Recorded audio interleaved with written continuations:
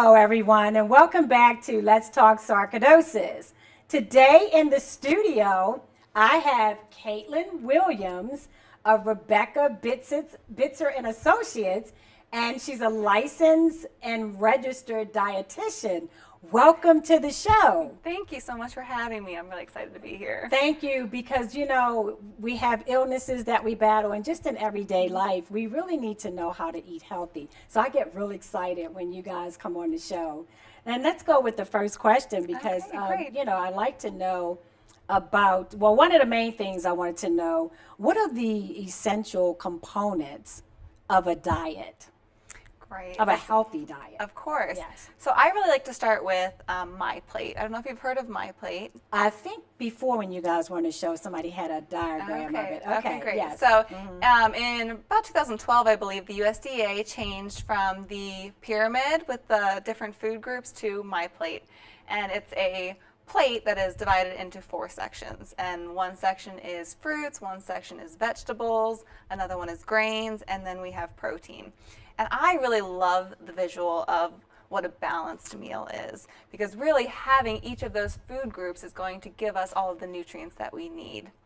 So balance is the number one component of a healthy diet. Additionally, I would say moderation. Today, we go out to a restaurant and we get probably 2 to 3 servings on our plate. So we really need to pay attention to serving size. Something that I like to do to choose better serving sizes is just use my hand. The palm of your hand is about a 4-ounce portion of meat. A cupped hand like this is about half a cup, so half a cup of rice, cut fruit. That's going to be about a portion for those foods. And then the tip of your finger is about a teaspoon, so if you're cooking something with oil or putting some butter on your toast, that's about a teaspoon. Oh, okay. And then your thumb is about a tablespoon. So for peanut butter, you want to kind of keep that in mind. And then the third component of a healthy diet, I would say, is variety, because you can eat chicken, broccoli, rice, and applesauce every day. That sounds like a good, healthy meal, but if you're eating it every single day, you're missing out on really important nutrients in other types of protein and other grains. And then for fruits and vegetables, we like to say eat a rainbow. So you're going to get different nutrients, different antioxidants, different vitamins and minerals from all of the different colors of fruits and vegetables. So really getting that variety is important. And that's good, because I know the majority of the viewers, they have sarcoidosis or know someone with sarcoidosis. And most of the time we're on medications that really make you eat. Right. And that's why it's important to do a show like this to help us to eat healthier. Definitely. And not eat, binge eat. So my next question, and I know a lot of people want to know this about carbohydrates, are they really bad for you? Right, they've gotten a bad reputation over the years, and really, carbohydrates are needed for living. They are broken down into what's called glucose or sugar, and that's what our body needs to function. Our brain's number one source of energy is glucose. So about 45 to 65% of our calories should be coming from carbohydrates. But that's not saying you should go out and eat cookies, cakes, pies, soda, things that have sugar in them. It's choosing the right carbohydrates. So we call them complex carbohydrates. Whole grains, fruits and vegetables, dairy are the major contributors of complex carbohydrates. Okay, so let's talk about gluten. Is gluten bad for you? Gluten is really just a protein that's found in wheat, rye, and barley. And so it's become kind of a buzzword lately. And people go on gluten-free diets, but really, unless you have celiac disease, which is an autoimmune reaction to that protein in gluten, or a diagnosed food sensitivity, there's really no reason, no solid evidence as to why you need to cut out gluten. And when people go on gluten-free diets, a lot of times they're cutting out important food groups that provide vitamins and minerals and fiber that we need for a healthy heart, for good digestion. So I really don't recommend a gluten-free diet for everyone. So low fat versus carbohydrates. which one is better? And everyone's always looking for that perfect answer to their problems. Back in like the 90s, fat had a bad name, and so we cut out fat and we started to eat a lot more carbohydrates. And right now we're in like the paleo, Atkins kind of fad, where we're cutting out all the carbohydrate and eating more fat. It's all about balance. Going back to my plate, it's balance. So choosing the right carbohydrates and the right fat is really, really important. So again, those complex carbohydrates with lots of fiber and nutrients. And then in terms of fat, we want the heart-healthy fats, unsaturated fats, and olive oil, canola oil, nuts, avocado, fatty fishes. They're great for cholesterol, and they help you feel full and satisfied after a meal. I love all of those. They're so good. So what are some of the ways to make home cooked meals more manageable, especially when, we have busy lifestyles, people have kids, or, you're active working throughout the day, or even when you're sick, and what are some of the ways that we can have a better home meal? Definitely. So I am a huge proponent for meal planning. That is my favorite thing. Every Sunday, I make my list, everything that I want to eat for that week. I go to the grocery store, I get everything on my list, and as soon as I get home, I start chopping up things, throwing it in bags, making salads for the week. And then also you can cook up your protein in advance, your grain in advance. So say you make a big batch of chicken, a big batch of rice, and then throughout the week you can make chicken quesadillas with rice and beans on the side. The next night you can have like a chicken stir fry with chicken, rice, throw in a bag of veggies, some soy sauce, and maybe sriracha, and have like an Asian inspired stir fry. So really being prepared is going to set you up for success, and making that healthy choice just as convenient as going to 7-Eleven or stopping by the convenience store to get something else to eat. So this is the other question that I know a lot of people want to know, because there's a lot of controversy about breakfast being the meal that you should never skip. So what would be a really great breakfast that you would suggest for our viewers? Yes. So I definitely agree that breakfast is one of the most important meals of the day. I like to say we're fueling our body for when we're actually using it. So starting off the day right and giving yourself the nutrients that you need. One of my top breakfast choices would be oatmeal. It's really easy and really versatile. You can do different spices, add in some nuts, some fruit to give it more nutrition, and it's got a lot of great fiber, which is really heart healthy. One of my favorite ways to have oatmeal is actually a spin-off of a peanut butter cup. I add cocoa powder, vanilla, a little bit of sweetener to make like a chocolate oatmeal, and a big spoonful of peanut butter on top, and it's really good. So would you consider a smoothie being a great breakfast? Definitely. I would Really? say that smoothies are a great idea. We can get into trouble sometimes with our smoothies because if you have a smoothie about this big, it can be really high in calories and it may not be the best. But if you think about my plate again, the balance, that's where a smoothie is going to be a really great option. You can have a couple servings of fruits and vegetables in there, frozen fruit, maybe some spinach, and that's great. And then you have some liquid, coconut water, milk, soy milk, just to give you some consistency. And then protein is where it's really important. So without the protein, it's going to be a lot of sugar. So the protein is going to slow down the digestion of the smoothie. It's going to keep you feeling fuller and satisfied longer. Because when you're drinking something, the liquid is going to be digested quickly. So you need the protein to slow things down. So using Greek yogurt, silken tofu, protein powder, peanut butter is going to be really important in your smoothie. I never knew that. So that's good to know. Yes. Now here's the other question, because they have all these gadgets, all this ninja stuff for the blending and juicing. So which is best, blending or juicing? Blending or juicing? I get that question a lot, and honestly I'm going to say blending is probably better. A juicer is going to extract a lot of fiber. It's going to spit out all that pulp that we just kind of throw away, and then you're left with vitamins and minerals, nutrients that are good, and then a lot of sugar. So without that fiber, there's really nothing to slow that sugar down from hitting your blood and spiking your blood sugar. Whereas blending, you're keeping all that good fiber. Okay. So. And when you're in your car, lots of times we're in our cars most of the day, well, not most of the day, but in and out the car. So what do you suggest as far as packing a lunch? Right. Whether you're in your car or, at work. Definitely. I say one of the easiest ways to have lunch for the next day is to make an extra portion of dinner and then pack that up and take it the next day. You've cooked once, but you have 2 meals. So that's really easy. Additionally, I love mason jar salads. I don't know if you've seen them on Pinterest or on Facebook, anything like that. I've seen yours. Okay. And it really looks good. It's great, and it's so easy. You have the mason jar, you put the dressing on the bottom, and then you start layering it appropriately so it doesn't get soggy. That's most people's concern with this salad. But on the bottom, you have hearty vegetables, tomatoes, cucumber, bell pepper, things that aren't going to get soggy from the dressing. And then you go with maybe some softer veggies, then a grain or your beans, some rice, corn. You can put some protein on top of that, some cheese, and then you have all the lettuce on top. So it's going to stay far away from the dressing.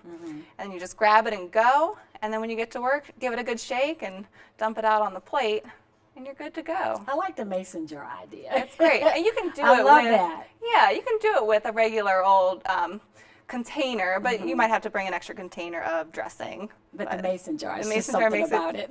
makes it easier. So now, if after doing all of that, what if someone goes to work and then they realize, oh my goodness, I left my lunch at home. So what do you eat? Oh, that is such a frustrating. Right.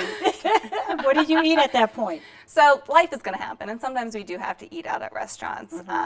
I would say choosing something like a grilled chicken sandwich, a turkey sandwich, a salad if you can. If you have a cafeteria, maybe going for the salad bar, getting a cup of soup. Even if you're stuck with a pizza place, getting a cheese pizza on thin crust is going to be better than like a deep dish with sausage or pepperoni. Good to know. So it's not the end of the world that you didn't Right. bring your lunch, but just choosing those better options. Even a hamburger, maybe avoiding the cheese and the bacon, but at least you're going to have a decent protein and carbohydrate in that. And because everybody is so busy, what is a quick and easy meal to throw together for dinner? Definitely. So I really love stir fries. I think they're so easy. You can just throw in a little bit of oil, get your protein in there. It's really a healthy way of cooking because there's not a lot of fat. And then you've got your vegetables, throw those in there, some rice, some noodles, and some sauce. Heat it up all the way, and then you've got a meal. We created something actually called Mayhem to Mealtime, which really, it's a meal planning program where every 8 weeks we send out 5 recipes, every week for 8 weeks we send out 5 recipes with videos and great ideas to inspire people to eat these quick meals, because home cooking doesn't have to be difficult. Right. You can throw together a stir fry, you can make quesadillas. It's not some elaborate process, but you're eating healthier foods, you can get more fruits and vegetables, and you're controlling how much fat and sodium is going into your meal. So, lots of times people binge eat and, they eat all these different foods that's really not good for them. How do you keep a person, or what's a good way to manage from really going over the top with that type of eating? Right, emotional eating is Yeah. really prevalent. We've just come to find that food soothes us. It's a reward. You have a bad day, you come home and mom makes you like a sandwich to cheer you up. It's just so prevalent in our society. At Rebecca Bitzer and Associates, we really prioritize self-care. So in today's stresses, you have to take care of yourself and find ways to relax and to bring joy into your life that don't involve food. Because when you overeat, you're going to tend to not be as healthy. You may start to gain weight. So you want to avoid that. So with self-care, we suggest making a list of things that you really love to do that doesn't involve food. So if you're high stress, you're really emotional, go take a walk. Play with your dog, have a cup of tea. It doesn't have to be something really elaborate. It just has to be something that you enjoy and that's going to take your mind off of going to the cabinet and choosing something to eat that may not be as healthy. Now, the book Taste the Sweet Rebellion. Let's talk about that, because I know it Great. was written by, you know, the dietitians in your office, and you guys talk about good nutrition and being more than just what you eat. So let's really talk about the book, because I think it can actually help save lives. Definitely. I love the book. And I actually brought a copy with me so I can show you. It's absolutely lovely. Yeah, I like so Taste that. the Sweet Rebellion. It was written by Rebecca Bitzer, Dana McGee, and Kate Fortunato. And they really did a great job. It just goes through great ways to lose weight without dieting is the main goal. One of my favorite things about the book is all of the real life experience that they put into it, and it's just, you can actually use it. You're not going to just read it once and put it down. There's ideas about journaling, ways to choose more nutritious foods, and probably my favorite section is the recipes, because I really love to cook, and I love all of the recipes that they've included in here. And you'll find like the stir fries that I mentioned, and the quesadillas, and chicken fingers, and easy foods that you can make at home with no problem. So it's really a great resource to have. It looks like it is. It is. And hold it up again so yeah. the viewers can actually see. So there's that. Yeah, and then they can wait for the credits, and then they can see information about how to contact you guys, and especially if they need to have consultation about the diets and things like that. And they may want to check with their insurance company to see if the insurance company actually pays for something for this service that's really needed. Yeah, we take several insurance companies, so it would definitely be worth giving us a call. So it's definitely worth for them to check into it to see exactly what their benefits are as far as something great like this. Definitely. But I want to get back a little bit, because you had mentioned something about journaling, which it's really important and it's nice to do. Just give me just when people come into your office, before they come into your office, and let's get back to journaling for a second. Okay. You said that you have a section in there and that people can kind of write down their, I guess, the foods that they're eating and things like that. How important is it really to track what you eat and journal like that? That's a great question. Research shows that when you write down what you're eating, you typically tend to eat healthier, because you're actually making a more conscious effort of, okay, what am I eating? I'm going to have to write it down. Maybe my dietitian will look at it. So I like being aware of what food you're eating, even if it's just to keep track of how many fruits and vegetables you've eaten in the day. So to any extent, keeping a tab on what you're eating is important. Yeah, I would imagine so. So when someone comes into your office, and I know I've asked Dana before and Alex, but I'll ask you this time, what do they expect? When they come in, what do they expect to happen? And how long is the process? I mean, is there a lengthy consultation? How does it actually work when you get that first client that comes in the door? Right, that's a great question. A lot of people have no idea what it's going to be like to come see a registered dietitian. So they come in, they've usually filled out quite a bit of forms for us just to get a good background about the person. And then it's an hour-long initial consultation. And really, we are just there to support you in whatever goals you have. And it's about building a relationship with your dietitian. We're going to work with you, what your lifestyle is like, really finding out what is going on in your life and making a difference there. Because I can give you a meal plan, I can give you food, and you probably won't like it, you won't eat it, you won't want to stick with it. But if we really find out what's going on with you and really make it a more personal approach, that's where we're going to really see some changes.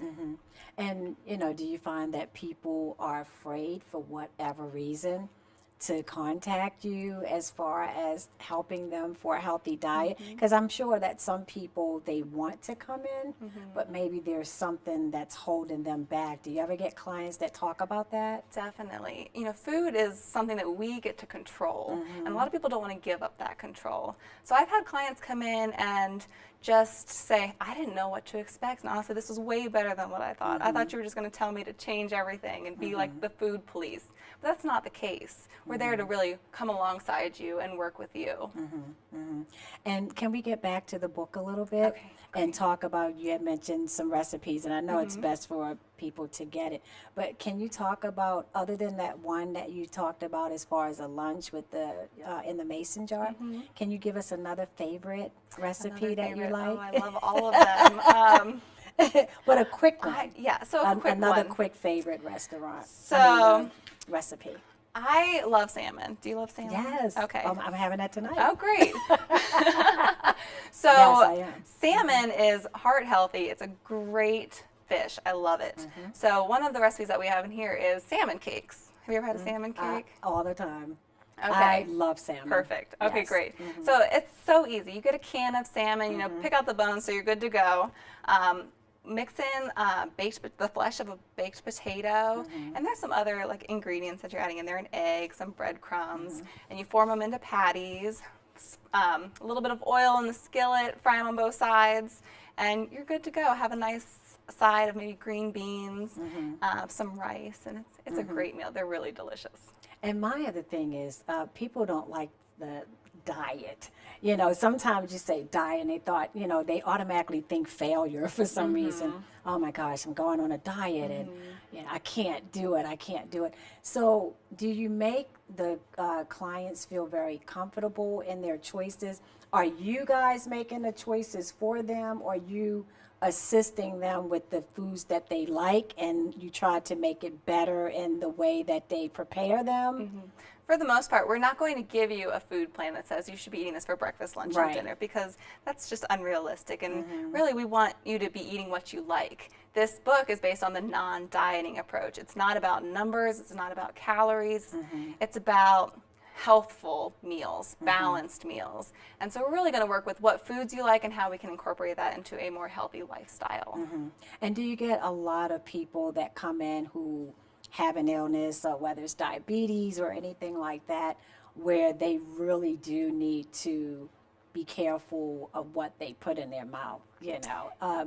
So do you get people that are challenged and they really need to depend on you guys for the proper foods to eat and the direction to go into as far as the foods? Definitely. There are certain disease states, conditions that really are affected greatly by what we eat. You know, hypertension, diabetes, kidney disease. So any of those conditions, we're really going to have to work with the client to avoid certain foods. So it's really important, if you do have a condition, that you talk to your registered dietitian. Now, I've heard that, and I don't know how true it is, and maybe you can clarify this for me, but I know for sarcoidosis, and it's an inflammatory disease, and they talk about a lot of herbs that kind of reduces the inflammation. I think it's turmeric. That's one of the key herbs to help reduce. Is that something that you guys incorporate into your meal planning as far as using those type of spices? We really don't get into a whole lot of herbs and spices and the more like Eastern medicine, I guess you would say. I have heard the research that turmeric is good for inflammation, so I would probably suggest that, but I wouldn't really get into a lot of the herbs because I don't have much of a background. Yeah, no, I was just curious, just out of, you know, just thinking about it and the food preparation. But what would be one of the, well, a few messages that you would leave the viewers today that are contemplating coming to see a group as your group as far as healthy eating, or someone that they know that they need to do this, but they can't afford it? So there could be different reasons why they don't want to come in, but they really do. So what suggestions would you give to viewers that are in these type of situations? So in terms of not being able to afford it, I would urge you, if you do have health insurance, to call your insurance company and see if your condition is covered, because we really get a lot of clients who are using their insurance to cover their visits. So that would be my number one. Number two would be to not be afraid to come and see a registered dietitian. We already mentioned this, but it can seem scary. You don't want to give up control of your food, but we're not going to take it. You know, we're not going to tell you to cut out all of the foods that you love. We're just really going to come alongside you and work with you to find out ways to make your diet more balanced, more healthy, and more nutritious, to really fuel your body and help you manage your condition better. So do you think that's a myth? of, you know, people saying, oh, I don't want to come in because they're going to stop me from eating my favorite foods. I mean, people might really think that. Definitely. Right. So you're going to bust the myth today and say that's not it? Yes, exactly. Okay. Well, you know, I'm glad that you came on the show, and I love your group. I absolutely adore you guys, because one thing that I do know is that you love to make sure that people eat healthy. And that's the one thing. And I know that, you know, with your group, can you talk about the hours and the days and those type of things? And you have more than one location. So can we talk about that so Yes. people know where they can go and what times? Yeah, so there are a lot of options. We have 7 dietitians on staff. We're Wow. in Greenbelt, Columbia, and newly Annapolis on Mondays. So Dana's in Annapolis now. We're typically, you know, we're Monday through Friday right now, but we do have morning hours, evening hours, so we can usually make something work for most people. And the hours start and end? Usually around 8, and some dietitians pretty go until early. 7. Okay. It just depends on the dietitian, which office they're in, but we try to work with our clients as best as possible. And do you have events? You know, sometimes associations like that, I mean, not association, but companies as yourself, they might have different events around town and different tastings and things like that. Do you guys get into anything like that to make the community aware of your efforts? We often go to health fairs when we're asked by companies to come out and talk to their employees about healthy eating. We're also trying to get cooking classes off the ground, because that's one of my major passions. Oh my goodness. Count me in. Oh, good. Oh, that's so awesome. Yeah, so I grew up in the home of a chef, so I Right. love to cook. So I really want to share that passion with other people and show that it's not hard to cook a healthy meal. So that's in the works. Wonderful. I love the cooking classes, so Yeah. I'm definitely going to watch out for Oh, that. good. And, you know, thank you again for coming on the show and sharing your expertise to the viewers, especially for those of us who have sarcoidosis and we need to eat healthy. Right. You know, I know a lot of people think that, hey, you know, I'm going to eat this and eat that, but we want to live a long life, so we Yes. want to make sure that we eat the right foods. Definitely. And I like to say hello to Dana and Alex. Yeah. Because of you, Caitlin is here. Yes. But anyway, thanks for watching. And as I always say, please don't let your illness define who you are. Take care of yourself, stay positive, and eat the right foods. As Caitlin says, eat healthy. Don't neglect yourself of a long, healthy, and productive lifestyle. Thanks for watching.